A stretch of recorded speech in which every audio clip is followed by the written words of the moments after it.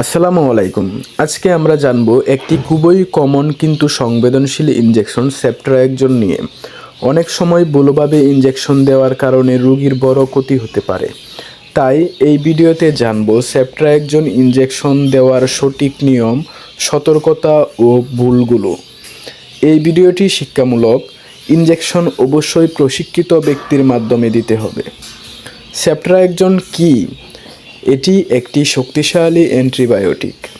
ব্যবহৃত হয় নিউমোনিয়ার ক্ষেত্রে, টাইফয়েড জ্বর যাদের হয়েছে ডাক্তারের পরামর্শ অনুযায়ী, ইউরিন ইনফেকশন, মারাত্মক ব্যাকটেরিয়া সংক্রমণে।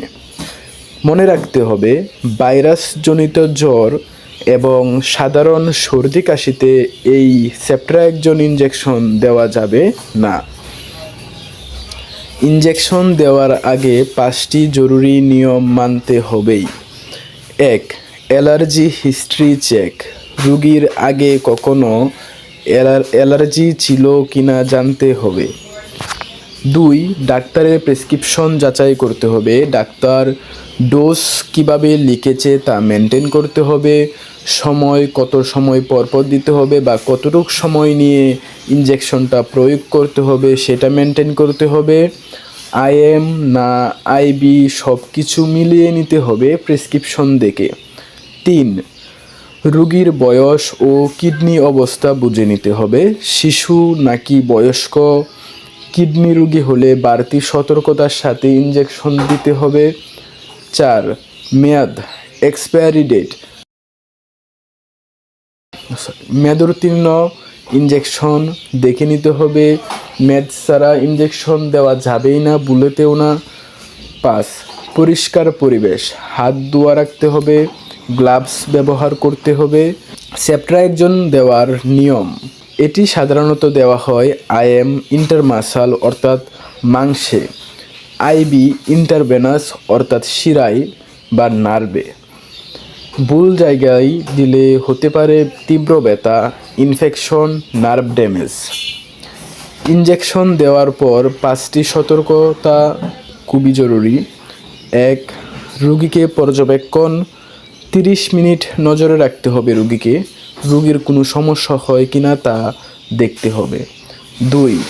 অ্যালার্জির লক্ষণ, শ্বাসকষ্ট হয় কিনা, ফুসকুড়ি হয় কিনা, মুখ ও চোখ ফুলে যাওয়া হলে দ্রুত ডাক্তারের কাছে নিতে হবে।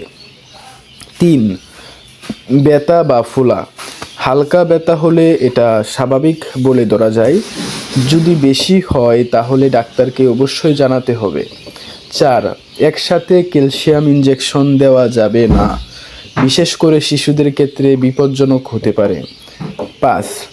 কোর্স সম্পূর্ণ করা, মাঝপথে কোর্স বন্ধ করা যাবে না।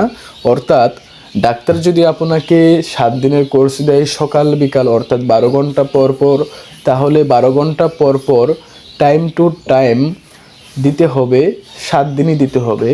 আপনি 3 দিন বা 5 দিন দেওয়ার পর বন্ধ করা যাবে না অবশ্যই, এবং 7 দিন দেওয়ার পর আবার ডাক্তারের সাথে যোগাযোগ করতে হবে।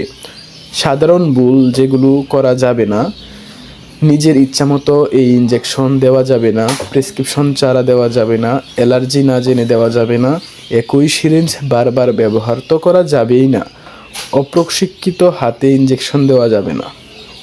সেপ্ট্রাইকজন জীবন বাঁচাতে পারে, আবার ভুল হলে জীবন নাশও হতে পারে। তাই সঠিক নিয়ম, সঠিক মানুষ, সঠিক সময়। আবার বলি, তাই সঠিক নিয়ম, সঠিক মানুষ, সঠিক সময়, এই 3টাই সবচেয়ে গুরুত্বপূর্ণ। ভিডিওটি উপকারী হলে লাইক দিন। স্বাস্থ্য বিষয়ক আরও ভিডিও পেতে হেলথ ম্যাটার্স চ্যানেলটি সাবস্ক্রাইব করুন। ধন্যবাদ সকলকে। আসসালামু আলাইকুম।